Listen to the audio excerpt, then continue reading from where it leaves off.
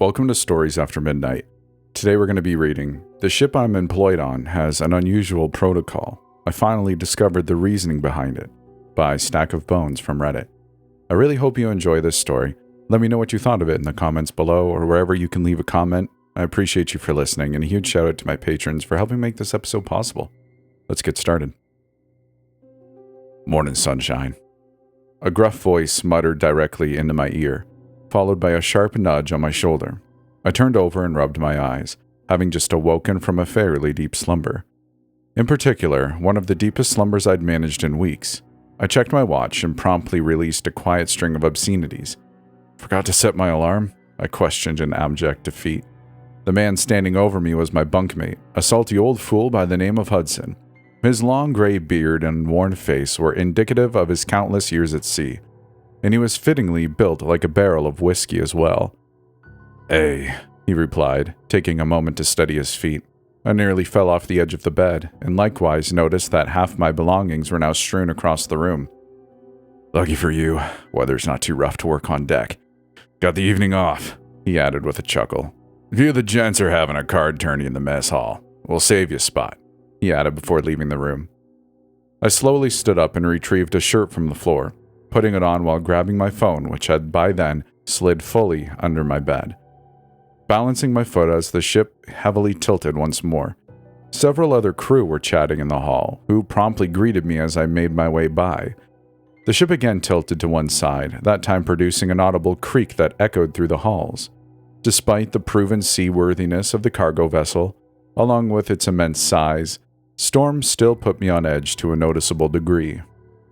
It was a fear I hadn't been able to shake, even after a full year working on the vessel, something I then attributed to being rather new.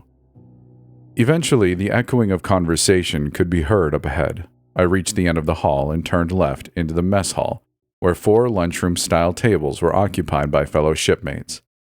Everyone was partaking in various activities, from reading to playing cards, and hounding down leftovers from the previous meal. Hudson was sitting at an occupied table at the end and waved me over.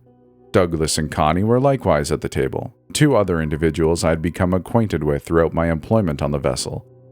Multiple of Hudson's cohorts were there as well, but I scarcely even recalled their names most days.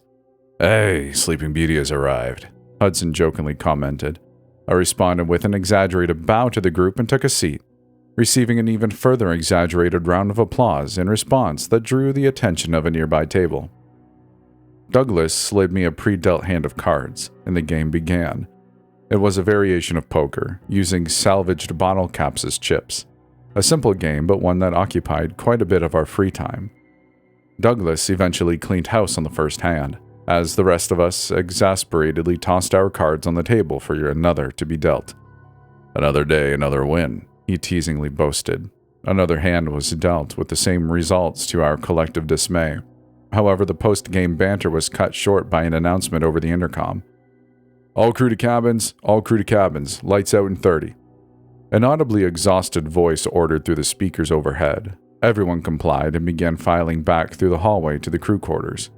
Our table followed suit, despite me somewhat unsure as to the premature ending of the festivities. Connie, evidently noticing my confusion, offered some clarification. "Making the pass tonight, remember?" she added. I checked my phone and quietly cursed under my breath.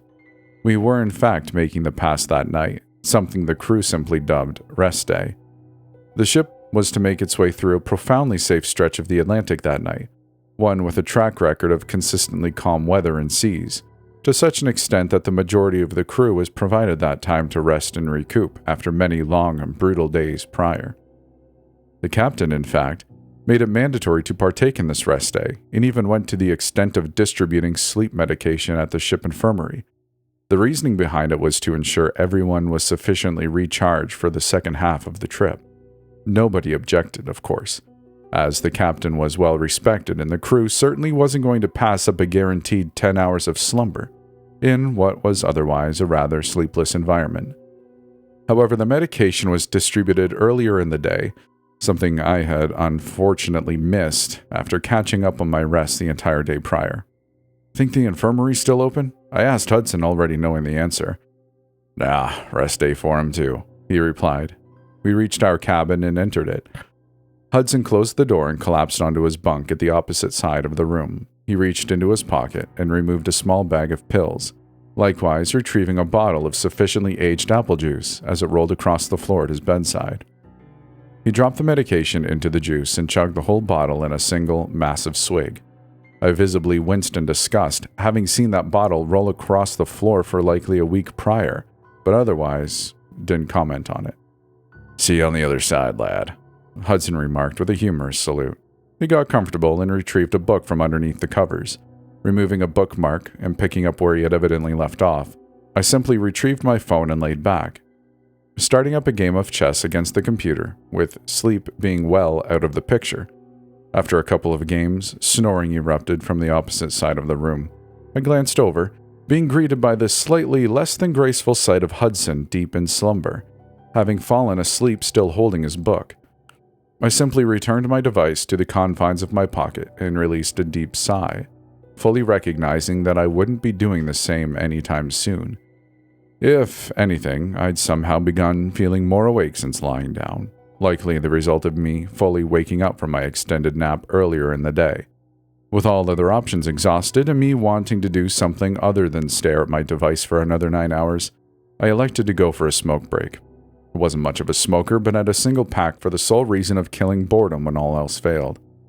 As evidence of this, it had lasted roughly a month and was still over half full. I retrieved the carton along with a lighter from my locker before quietly exiting the cabin and making my way towards the topside deck. The ship was no longer rocking, even to a slight extent, suggesting that we'd made our way through the rough weather and onto the pass. However, as a result of the captain's orders, most of the internal lights had been either dimmed or extinguished, making navigating the corridors difficult nonetheless. Eventually, I was able to turn to the right down the hall, where I was greeted by the sealed door to the outside. With some effort, I opened the large bulkhead and exited onto the external walkway, a semi-covered area that provided a clear view down the side of the ship, along with the sea extending on the horizon. The fresh smell of rain was ever present, and most exterior surfaces were likewise still soaking wet. I leaned on the railing, retrieved a cigarette from the carton, and lit it as I inhaled deeply. Upon looking upwards, I was greeted by a rather unique sight. The sky was filled with the sizable and puffy clouds typically known to bring heavy storms, but they had a noticeably green-yellow tint. Not subtly by any means either, as it reflected off the water in a manner that turned the otherwise clear blue sea into something nearly akin to that of a lake on land. The sun, which was roughly 2 hours away from setting, similarly cast the unique hue across the ship as well, giving everything that sickly green-yellow tint. While this was relatively common on land, as it generally occurred before the arrival of a heavy storm, it generally wasn't spotted that far out at sea. I continued to take in the strange sight, listening to the calm wake as it splashed against the sides of the vessel, before the sound of footsteps around the corner caught my attention. Soon, a rather scrawny individual by the name of Carlo rounded the corner, a cigarette likewise in his hand. He was one of the cooks on board and was a notably reserved individual. He wasn't rude by any means, but always seemed visibly beat down from the job, so I typically limit our interactions to simple greetings. He glanced at me and nodded, with me doing the same. However, he subsequently looked in my direction once more, before offering a somewhat less than polite greeting. "The hell are you doing up?" he questioned in an audibly concerned tone. Somewhat off-put by this, I took a moment to gather my words before responding. "Just crashed all day and missed the memo. Couldn't sleep, so here I am," I responded, gesturing to the still-lit cigarette in my hand. He cursed under his breath before waving me over. "Follow me," he ordered in an audibly exasperated tone, walking back the way he came. I waited a moment, then eventually followed him around the corner and back into the ship. His pace was notably quick, and for a moment I nearly struggled to keep up with him as he turned up a flight of stairs. "So what exactly am I missing here?" I implored, struggling to keep pace. He shook his head and continued up the stairs. "Cap will explain far better than I can," he blandly replied. After making our way up another set of stairs, we reached a carpeted common area with multiple doors on either side of the wall, along with one at the center of the room straight ahead. Carlo opened it and motioned for me to follow as he stepped through. I followed and immediately noticed that it was the bridge of the ship, something a deckhand such as myself generally had no reason to venture into. The captain, a surly individual with a face covered in stubble and noticeable bags under his eyes, sat in a chair towards the front of the room, fixated out the window.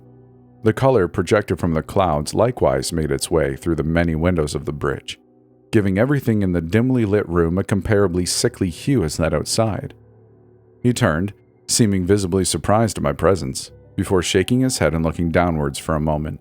Without any introduction or explanation, he looked at me once more before making a vague yet immensely concerning statement. "Well, son, you're about to see some rightly unexplainable crap," he remarked. He checked one of the nearby navigational screens before returning his attention to me. "Got roughly another few miles before we're fully in the pass. Suppose you deserve something of an explanation for then," he added, motioning to a nearby chair. I took a seat and awaited his next sentence with bated breath. "This here is something many generations of sailors have come to know as Mourning Pass. Not as in the beginning of the day, mind you, but rather the act partaken in after losing a loved one, friend, what have you," he explained before pausing. "While this stretch is indeed safe for a vessel of this caliber, many a ships weren't as fortunate in the earlier days of seafaring," he added, fixating out the window once more. "In fact, this particular stretch claimed a notable amount of souls in particular. As a result, it's rather..." He appeared to collect his thoughts for a moment before continuing. "Haunted. I suppose that's the word for it," he concluded, when he once more glanced at the navigational screen before continuing with slightly more urgency than before. "The reason why you have a lot to sleep through this part isn't to make sure everyone's rested. That's complete buffoonery. It's because this area is a certain and unnatural way of messing with the psyche of those who witness it. Something you'll unfortunately be experiencing right quick," he further explained, tapping his head before likewise tapping my shoulder as well. Before I could implore any further, a shadow was suddenly cast in the room, then another, and then another. Due to the relatively low clearance of the windows, the source wasn't immediately visible from the bridge, but by the time I stood up, at least a dozen or more disrupted the already unnatural light passing through the windows. Neither other individuals in the bridge said a word, and simply directed their attention towards the windows. Noticing a door that presumably led to an exterior walkway to my left, I made my way over and swung it open, stepping out into the salty air. I looked up, and immediately noticed multiple small, dark masses, nearly in the hundreds, dotting the sky above us. They weren't birds, as they were unmoving, and had a shape that didn't resemble anything even remotely similar. As I squinted and tried to identify them against the sickly green backdrop of the clouds, I felt a slight tap on my shoulder. Carlo was standing there, and extended a pair of binoculars in his hand towards me. I retrieved them without a second's hesitation and adjusted their focus toward the strange objects above. It was then that I came to a particularly horrifying conclusion. They certainly weren't birds or anything expected for that matter. They were people, hundreds upon hundreds of featureless silhouettes suspended motionless in the sky. I took it in for an extended moment before lowering the binoculars and adjusting the focus once more. Clearly, I thought, clearly those aren't people. However, by the time I once more raised the binoculars, I confirmed that they were indeed alarmingly human silhouettes, with even more than previously now dotting the sky. I silently handed the binoculars back to Carlo and returned inside the bridge, returning to my seat beside the captain. He extended his hand toward me in a seeming attempt at a reassuring gesture, which I reciprocated. "Name's Lachlan, by the way. What's yours, son?" he questioned. "Adrian," I quietly replied. He nodded in return before pointing to the cigarette I had entirely forgotten that was still in my grip. "Well, Adrian, care for a smoke?" he politely asked. I obliged and handed him one from the carton in my pocket. The three of us stood and made our way to the door, with me hesitating at the threshold for a brief moment. Lachlan, already being outside, gestured upwards before commenting. "They're a bit spooky is all. They'll stay up there for now, no worries," he affirmed with a slight chuckle. I ultimately joined them, and we passed around the lighter, igniting our smokes as we stared at the unearthly scene above us. Lachlan, having finished his quite quickly, dropped it at his feet and stepped on it. with the small filter making an audible sizzle as it hit the rain-soaked deck. With lack of any further questions, Lachlan continued his explanation. Those that traverse the area suggest that those are the many souls whose lives were extinguished along this very stretch, lost, simply searching for a rescue. Some respite that will unfortunately never come, he continued. I presume that on the scarce chance the living pass through this area, that's what they expect us to be, he finally concluded. I didn't say a word and finished my cigarette in complete silence. Briefly thereafter, however, that silence was broken. At first with a slight, nearly inaudible hum. It gradually increased in volume until within 5 minutes, the noise had ascended to a chorus that filled the air. For lack of a more fitting description, it resembled a choir holding a singular note, unbreaking and perfectly. It possessed a nearly flawless and unwavering pitch, but a discerning ear could very faintly draw individuality from the evident mass of voices. What discerned it from a choir, however, was the completely unnatural nature of it. There wasn't anything that could even be remotely producing that sound, whether natural or not, in the middle of the ocean. Furthermore, not even the most well-trained human vocalist could hope to produce a noise that rang with such an indescribable sorrow and hollow beauty. For a short while, all three of us stood in silence, listening to the chorus of lost souls. Whether out of fear or admiration would likely vary between each of us. But we spoke nary a word nonetheless. Eventually, it began increasing in pitch, first slowly and then at a quickening rate. Carlo released a heavy sigh and proceeded to make his way back into the bridge. Well, that's our cue, Lachlan declared in an exasperated tone, pointing towards the doorway. I obliged and returned to the bridge, with Lachlan following and taking an extra moment to ensure that the door was latched properly. What happens now? I hesitantly asked. Carlo scratched his head and appeared to consider his answer before responding. Well, we really can't sugarcoat this. It's going to be pretty damn scary in a few, he replied before exiting the bridge. Lachlan reviewed multiple screens on board the ship before addressing me without drawing his gaze from the displays. Since you're here, go lend Carlo a hand, yeah? He asked, pointing back towards the door. I simply nodded and rushed out of the room, catching up to Carlo at the stairs. He hardly acknowledged my presence and was visibly moving with a sense of urgency. What exactly do I need to be doing? I questioned, attempting to keep up.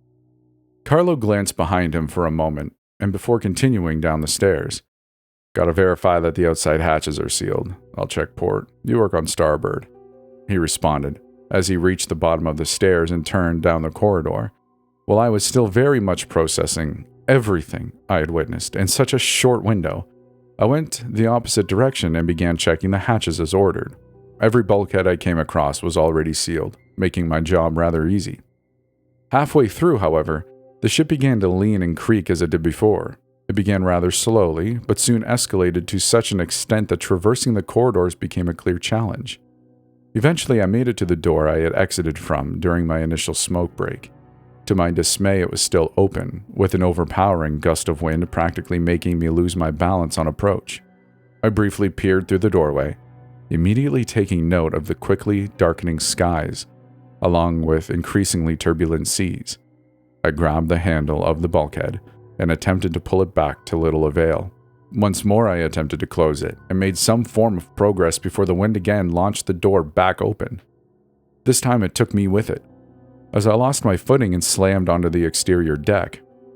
The sea had continued to worsen, and to make matters worse, a heavy downpour had begun as well. I cautiously returned to my feet, immediately noticing Carlo at the doorway, steadying himself on the frame as he offered a hand. I took it, and he pulled me back inside, as we collectively managed to pull the door shut and seal it with some effort. Without missing a beat, he slapped my shoulder and nodded down the corridor as he took off. "This way, head to the control room," he called behind me. I followed with the turbulence of the waves now slamming me against the walls of the corridor. Still, I kept pace as we made our way through the dimly lit halls of the vessel. We eventually turned a corner, and with a stairwell being immediately visible on our right, Carlo made his way down, and I was about to follow before I paused. Someone was screaming, not inside the ship, but rather outside, considering its dull and muted nature. It was seemingly originating from a nearby bulkhead, which I barely made my way to without wiping out multiple times. I placed my ear on the cold steel of the door and could very clearly make out faint banging on the outside, followed by panicked wailing. Even considering the many unexplainable things I had witnessed, I hesitantly gripped the lever of the door, believing that somehow, some way, a crewmate had gone unaccounted for and was locked outside.